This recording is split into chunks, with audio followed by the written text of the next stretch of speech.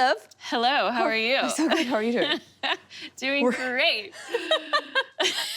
We both are a little tired. Just finished harvest. You just finished harvest. That's a lot. I hear that that's a bit of work. It's a bit of work. But how'd it go? It was intense this year, honestly. It was crazy. It was What made it stand out? It was compact. Everything kind of came in 'Cause at it the happened so exact quickly, same right? time. Yeah, and it was very fast.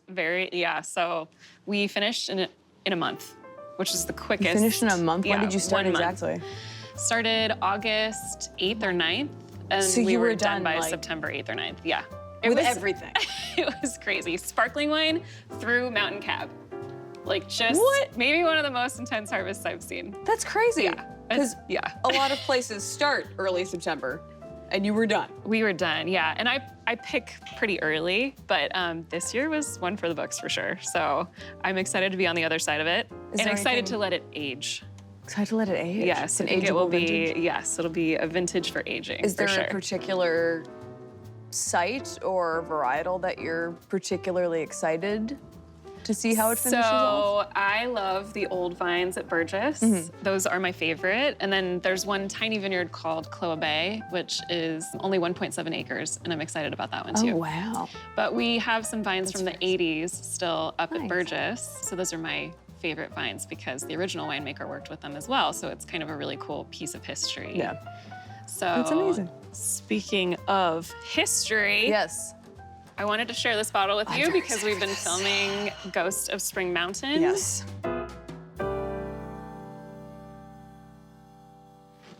So And this this ties is a 1979 Burgess Cab from the estate property. So actually, funny story, it is not from the estate property. So not a lot of people know this. It's appropriate to talk about this year because we've been in 2 years of drought. So they had 2 years of drought in Napa in 76 and 77, Okay. I believe. I could be off by a year. But basically, Burgess had to replant most of the vineyard because of the drought.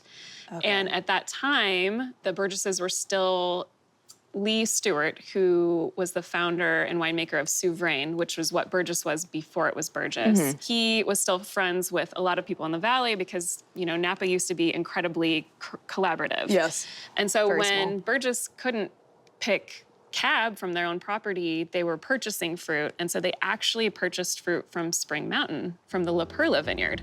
So few people know this, but this 1979 Burgess is actually from the La Perla vineyard on Spring Mountain, no longer exists. which no longer exists. So that was the 2020 fire that burned down the old winery and a lot of the vineyards, right? Yes, and actually that same fire got our winery as well. So anyway, so this is a really special bottle because it kind of, well, first of all, I've actually never had this vintage of Burgess. That's so exciting. And I'm so honored that I we get to pulled taste this it- with yeah. the current winemaker We of pulled it Burgess. directly from our cellar. So fill level looks good. I'm gonna make Yeah, it you do does. the honors Okay, of sure. Let's Durand pulling it. the cork out. Let's be safe. Because I've had really bad luck on camera pulling corks out. So, I feel like I'm like, this is the real passing the ghost buck. of Spring Mountain is I'm not gonna be able Yeah. to open this bottle. Or to be able to, exactly. I hate cutting foil with this thing though, because it's not clean and that bothers me. Oh my gosh, And this I is know. also like old lead capsule, so it's just gonna drag. I'm just gonna Have do you had the- your tetanus shots? Have I had my, actually, I haven't had my tetanus shots. I think I need to re-up on mine actually. Ooh, I hope it's good. It looks like, no, it looks like you can see the Yeah. cork has saturated like almost up to that bottom lip, which means the Yeah. cork is doing its job. It's from the original cellar. Actually, I found out, so We're sure of when that? I first awesome. started in 2020 as the winemaker there, I started doing a bunch of historic research. And I was working with a historian in the Valley. And then actually, honestly, Kelly White's book has a Napa ton Valley, of then. great information about is Napa wineries. Such a critical book. And so that was where I originally saw that this was from Spring Mountain. And then I checked with my historian and she checked out the records and she was like, yeah, that's So this correct. label is a liar. So, well, Once so it's- the or funny it's a thing is, loophole. on a lot of these labels, it says which vineyard it's from, and this one does not. So they just omitted the truth. They just kind of left it out. So They didn't I lie. mean, they used to put a ton of stuff on there, like you can Look at see the that. bricks. It was picked at 23.1 bricks. Wow. It shows how many cases they made, and usually less than it'll say 3,500. like the vineyard on it as well with the older bottlings, and this one doesn't. Wow, Look at nice that cork. cork, Wow, though. that cork is great. That cork did its damn job. That's a good cork. It looks so fresh. That's a damn good cork. Okay. So fresh. Not a Stoltman Hopefully reference. this is. I'm just gonna get the last little babies out of here. Alrighty. I'm gonna chew through it. I'm gonna let you do the honors here. I don't know, we'll see. The color looks gorge. Yeah. Gorge. Oh, that's a technical that's gonna be good. Is it? Yeah. Okay. I feel like I should drink this with you and maybe not. Dang, that's so exciting. I just love that I get to drink. I mean, we've been doing this whole Ghost of Spring Mountain film, and I've gotten to learn so much about the history of some of these estates and of Spring Mountain, and to be able to drink this with you is pretty special, because that's what wine is, right? It's this beautiful time capsule of all these stories and all these people and all of their journeys. For sure. And of the land. Yeah. And in a way, we were discussing how, we were discussing how fire, in a way, is kind of this ghost that constantly haunts the Napa Valley. And it's still a very, very real threat.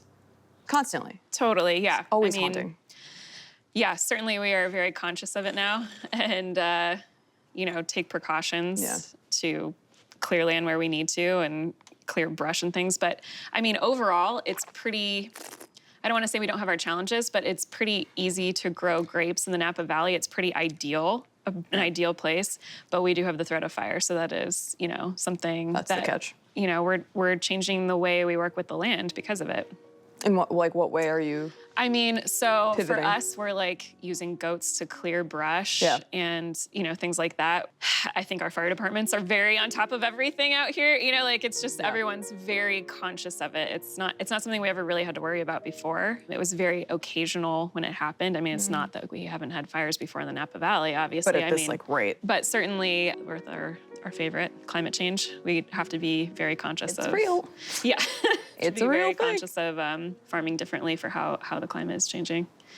Well, what But- do you feel about this? Like, how are you? Well, this is pretty special only because the vineyard doesn't exist anymore, Yeah. right? And it's got the connection to Burgess, which has obviously a place in my heart. But and the fact that they had this in the cellar for so long is pretty cool. So it hasn't moved. I mean, we moved it to the new winery, but The provenance is good. yeah, I mean that cork is looking really good. Cork did a fantastic job. I will say there's like a little bit, for me on the nose, there is still a little bit of fruit. And again, we have to remember, like we just opened this bottle. This is gonna change dramatically over the next hour, whether Right. it falls apart or opens up. Sometimes Right. it's kind of difficult to gauge. But the fruit for me is on the nose. I am still getting some notes of like dried red fruits. Totally. Kind of like dried cherry. Yes. Or, yeah, and a little bit of like cherry pie almost. Cherry pie, or I was gonna say, you know, like when you get like Manhattans at the bar and you have the Luxardo cherries in the Yes. jar and there's that syrup, it's almost got like a quality to that. Yeah, there's almost a sweetness to it. And then a lot of those kind of dried green herbs and menthol and eucalyptus. Totally, which I feel like I associate with Spring Mountain. Yeah? Yeah, I feel like Spring Mountain kind of has this like pretty, like bay laurel, like really pretty, like not savory green, almost like a sweet green. Do you know what I mean? Like where it's not bell pepper, No. it's not, but it's more like a really pretty dried, like Sage. yeah, in there sage, too. bay laurel. It's almost got like a garrigue. yeah. And I love that along character. garrigue, it's got florality to it as well. It's got some of that dried lavender, but also dried roses, violets. Yeah, And then going into more of the earthy stuff, sweet tobacco, totally. cigar boxy, which I'm always a fan of. No, it smells very much like an older Napa Cab to me. It's very typical of what I would expect. Very delicate From it. too. It is pretty delicate. Like there's not really, I mean, it is an older wine, so there's that, but like I feel like it never really had a ton of like strong tannin structure or anything like that. It seems like it was probably pretty gentle. the tannins are still there, acid's a little, but I mean, this is bottled at 13.1% alcohol, so incredibly restrained. Yeah. Especially by how we gauge Napa Cabs nowadays, you know, Totally. which are a little heftier. Like what do you think, what are you gonna bottle this vintage at for some of your cabs? Mine is slow. Okay. Yeah. Because you pick early. I pick early, and I like drinking more than one glass. So I specifically like. don't need a 14.5. I want to taste the fruit. I don't want to taste the alcohol. So most of mine are actually around 13. Excellent. That's yeah, really 13, cool. 13.5. But when you drink it, it's not like you think, wow, that was picked so early, or wow, that tastes like really low alcohol. It's pretty well balanced, because of the site. The site is just incredible. And Yeah. I'm lucky that I have old vines. because that gives you a lot to work with. But yeah, I definitely pick on the early side of Napa, which is honestly, I feel like a lot of OGs that pick early. Kathy Corison, I mean, she's like the queen. That's a lot of those old school wineries that never kind of strayed from their roots and that style. Yeah, she stuck with it. She didn't care what anyone thought about it, which I love that. But I think a lot of my friends are picking early too because they kind of have the same, there's like the new guard in Napa. I was gonna say, it feels like it's going back more towards the old school thing of like, you don't need to make this monolithic behemoth of a wine that's just all about over-extracted fruit and displaying the alcohol place. It's like you kind of lose the sense of place when everyone should make wine the way they think they should make wine. That's what makes it interesting, that there's such a variation. But for me, it's like, I don't feel like it expresses the place anymore once you get up to 16% alcohol and throw 100% new oak at it. It's like, are you tasting the place or are you tasting the inside of a barrel? Or are you tasting raisins where every raisin tastes the same? Like, you can't taste the fruit and where it's from. I think you like lose something. Yeah.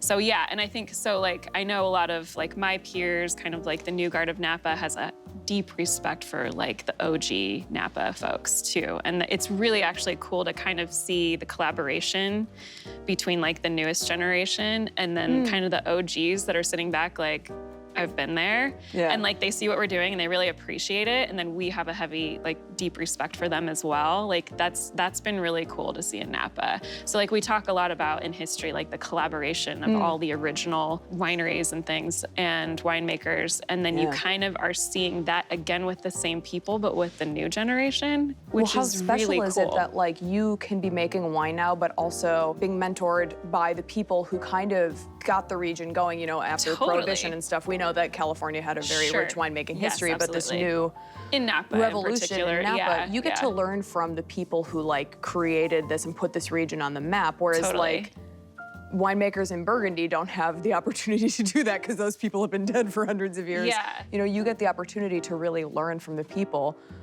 who created Napa Valley as we know it today, as far as winemaking goes, and that's really, really cool. It is really cool, and it's so interesting and so incredible, like how open they are to sharing information. Because I think there was a point in Napa where it got very competitive and no one was sharing information. Was that like 90s, early 2000s maybe? I would say yes. I also wasn't here during that time, so I've only heard stories. I can't speak from experience because I was too young, but John Kongsgaard, Warren Winiarski, Philip Toney, Kathy Corison, like everyone is like so open to sharing information, which is really incredible because that's like, I don't know. I think people like to have secrets when it comes to winemaking because they feel like it's an advantage, but it's also like, you can also have a mutual appreciation and share that information, and it's not taking away from you to share that information. So that part is just really cool. And you don't want to, like, you know, as the generations go by, like, you don't want to lose this information and this history and the story of this winemaking. You don't want that to be lost over the generations. You want that to be able to pass down so that we continue to learn and make better and better wine. Yeah. So I like that there's no competitiveness anymore, that it's more of a collaboration. Yeah, I don't know, I'm saying there's not competitiveness out there, but that part is really cool. Just the mentorship is really, really cool. That's awesome. Yeah. And I mean, this has so much incredible history as far as Napa goes. I know. Yeah, it's pretty crazy that this is like, and that I get to drink from with a place that doesn't exist anymore. Yeah, that's really special. I know. We get to open this up and taste that story. Yeah, for sure. I never got to see it personally, but the La Perla winery had a mansion, the Draper house up there as well, that all burned down. And the Drapers were the ones who sold Burgess those grapes. Right. Correct? Yes, from the La Perla vineyard. It's sad to see something that has such deep roots, and that's happened with a lot of different wineries, yours as well, that have such deep roots in this region just being completely blown away like that. It is crazy. I mean, yeah, it's and the cellars and all of that history, all of those stories in the bottle that are just gone. Totally. It's interesting, and I think it's I I think it's really hard, and especially in a region that when you care about it so much, to see something that does so much damage that you really feel like you don't have control over. And I know, like, for them, they were set so far back in the hills, like, I don't think they could be saved by, you know, like, Oh, really? fire crews couldn't get back there. They were that remote away from, okay. In La Perla and in Draper's house. And I think, like, the way you honor it is by moving forward. Well, that's part of the tradition of winemaking, right? Yeah. You're bottling something for the future. Like, you're talking about how this particular vintage, you're very interested to see how it ages, so the intention is for it to be further down the road. And then, I mean, the thing that's special about wine is then you drink this and you have this story and you're thinking about it, right? Like, I mean, I think that's something it's just truly special about wine, like the time capsule and how it makes you reflect on what was happening that year. Where were you that year? Or if you weren't there, what was happening that year? Yeah, if you weren't alive yet, obviously. Like, the history that you get to drink. Yeah, exactly. And to be a part of that story. Right. To be where those people whose intention was for it to be opened in decades' time, for us to be the end of that journey for this wine. That's pretty cool. And now we're drinking this memory, like, of this property that shared something with another property, and they have so much in common. Yeah. Which is crazy. Yeah. Yeah. I mean, how many of these are left, do you think? Or is this one of the last? Not many, yeah. And That's so don't even special. think there's a case left, yeah. Damn. Yeah. Well, what an honor to drink it with Burgess's winemaker and my friend. This has been a really lovely day. Cheers, my love. Thank you so much. Thank you so much.